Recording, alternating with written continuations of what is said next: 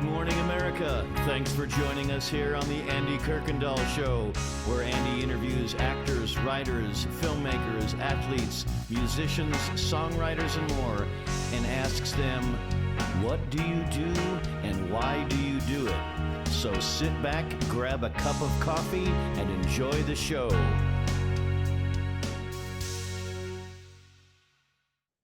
Good morning. Welcome to Morning Moments. Thank you for joining us today. Today, I have an executive producer and director. She's been in the film and television industry with some wonderful people and some names you may have heard of. And she's sharing a project that she's doing today with a great group of people and a great message. It's my privilege to bring Julie Mirlicourtois, and I knew I was going to mess that up real bad, and I told you I was. So it was welcome. Very close. Mirlicourtois, very yes, close. Yes. And as anybody watches you. my show, they go, he's not going to get through that name. Once I saw it, they're going to say, this should be fun today. So anyway, Julie, thank you for joining us, and thank you for saying yes to Morning Moments. And so I know you have a lot to share about your project, but I want to ask you, what do you do and why do you do it? I love that question. I've never been asked that. I share stories. It can be boiled down to as simple as that. I tell people stories. And it actually started why I do it. It started when I was a kid, honestly. I was 13 years old. I was living in Massachusetts where I grew up, but I had a family. My dad was from France originally, and so I split my time between France and America. And my father took me all over the world, to Africa, to China. And I just from a very, very young age, started seeing the world outside of my bubble. And also experiencing a fair amount of, trauma as a child. And when I was 13, there was a television studio in my high school. And because there were no other electives open, I was forced into it. Shy girl, was forced to be in a TV production studio in high school. But I see now, it was absolutely God putting me exactly where I needed to be. So when I was 13 years old, I started going out with my VHS tape recorder and, telling any compelling stories I could find in my little hometown. And fell in love right away with sharing other people's stories. And I think just from a young age, having seen so much more than most kids, having experienced a lot more than a lot of kids, I just loved allowing people to be vulnerable with me and just feel like people could trust me to share their stories. Went to college, and with that goal in mind, studied broadcast journalism and worked for CBS News and then the Oprah Winfrey Show for many years, always focused on human interest stories. I get blamed a lot for making people cry, but I was not a Christian. And, I was a little girl who would pray at 8 years old to God, even though I had no idea who this God was. My dad was very anti-organized religion, was never baptized. I was never baptized. My mother never took me to church or anything, but yet I felt that there was something bigger. My prayer was always, God, if you're there, I don't know who you are. I don't know if you're even listening right now, but, I just continued to pray. But during my years in television news, I think the why I did the storytelling was, really just trying to connect to the world, trying to figure out the world, trying to understand why things happened to me the way they did, why they happened to other people the way they did. But when I was in my mid-30s, I decided to leave the Oprah network and move to Houston for my family. I had 2 little kids. And I one day walked into a church called the Story Church in Houston, Texas. And I immediately felt just at home, which is the strangest thing because I'd never gone to church. And the goal of the church is to reach non-religious people with the gospel. And within a couple of months, I was a Christian at 36 years old. And I think it was at that moment that I realized that the why behind my storytelling changed instantly. It's everything that I had been trained to do, everything I'd been learning my whole life. I now just wanted to pour back into the kingdom. I wanted to glorify God by sharing stories that honor him, but I also wanted to reach people like me. I was lost for so long. My life would have been so different had I met Jesus much earlier. And so that's why I do what I do. Now, let me get this right. I want to make sure I heard this right. You went into a church called the Story Church. Yeah, yeah, right. That's true. Yeah, that's funny. Yeah. Yeah. Who says God doesn't have a sense of humor, right? I know, right? I actually never thought of it that way, but you're exactly right.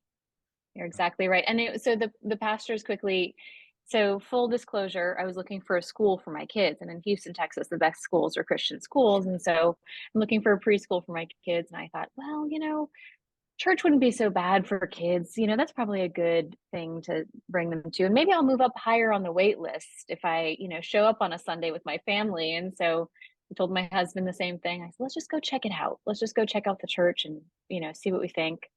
Um, my husband was not a Christian either. And very quickly, the pastors realized what my job had been previously. And so they asked me to start doing, just uh, volunteering, doing some testimony, sharing some, other people's testimonies, doing some video production work.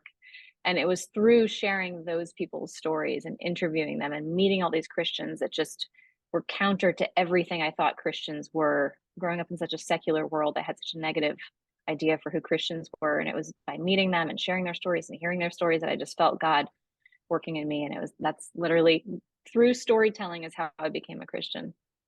Now, you're working on a series now that tells a story of another problem, right? So it's called Across. It is a documentary series. It's 4 parts. And it actually started because I'm the executive producer of a podcast called the Maybe God podcast. Maybe God, because we're asking people, non-religious people to consider that maybe God had something to do with it. And so we share stories of God working in different people's lives. But 4 years ago now, almost 4 years ago, a former colleague of mine from Oprah reached out and said, hey, I met this pastor in San Antonio who's just incredible and does this work with asylum seekers. You should go out and interview him for the podcast. And so I did, and drove 3 hours out, and I find myself as a new Christian. I was only a Christian for a couple of years at that point, and I'm sitting at this table in the middle of this kitchen in a hospitality house with this pastor and all of these asylum seekers from all over Central America. And I didn't speak a lick of Spanish, but man, their prayer life, their telling of their stories with so much hope and so much infused with just so much faith, just really transformed my prayer life. These women, I was surrounded by women who were fasting and praying 24 hours a day to get their kids back because their kids were in detention centers, or people that had lost absolutely everything, sacrificed everything for their children, but were just still praising God in a way that I think we wouldn't if we were experiencing what they were experiencing. And it was just so beautiful to witness.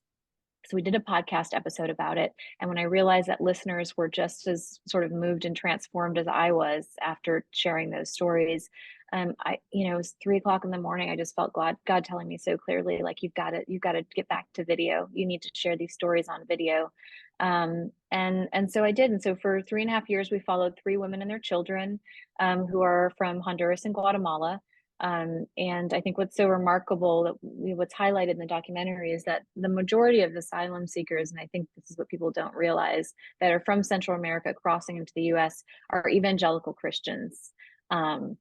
And they have so much to offer us. Just like I was saying, I was sort of transformed. We actually follow these 3 women into the church communities that adopt them and actually see Americans who were completely against this sort of population of people in the end be completely transformed by having them in their communities. And so this isn't just a film from the asylum seekers perspective, but it's also a film from the Americans perspective, people who have had transformation because of these women and children in their communities. When we look at a problem, and you could list immigration problems, and we could talk about bills and which side of the fence you're on when it comes to our thoughts about immigration. But each and every person walking across that border has a story. And it may be, they're not all the same story. And we like to throw everything under the same story and say, oh, it's because of, I'm so glad that God sees our heart individually. It sees us and sees what our needs are. Yeah, absolutely. And that's the thing with this film is we're not trying to advocate for open borders or building a wall.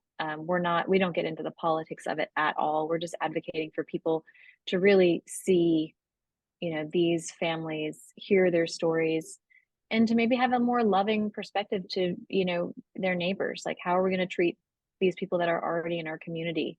Are we going to choose to ignore and reject them? Um, or are we going to choose to hear their testimonies and try to help them in this journey?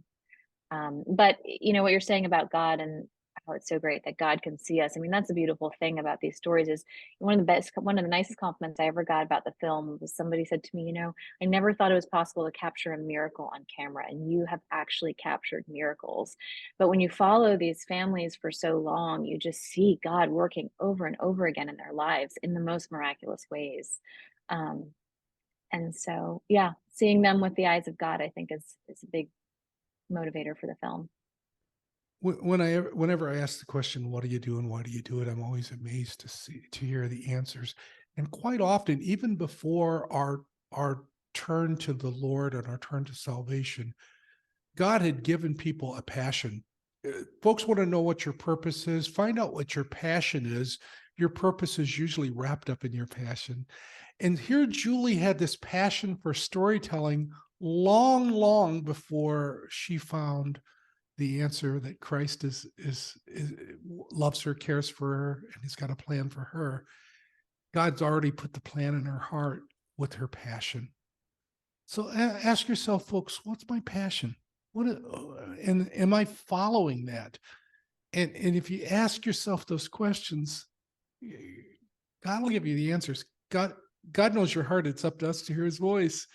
And so as we just turn to him, God's going to do great things. I'd like for you to, down below, I've put some websites where you could see where the films are at and more information. And I really hope and pray we'll have more on Morning Moments about these films. But as we get ready to close today, I'd like for you to do something that I ask of my audience for all my guests. I'd like for you to take a few moments and pray for Julie. I want you to pray that God would continue to use her, put her in the right place at the right time for just not the stories, but the stories to come. You see, Julie needs your prayers, folks, and you need the practice. So pray that God would work in a great way in her life. Julie, thank you so much for being part of Morning Moments today. Thank you for having me. This has been wonderful. All right, thank you. Pass this interview on. Find out about these great films that are coming out. And keep coming back, and may God richly bless you.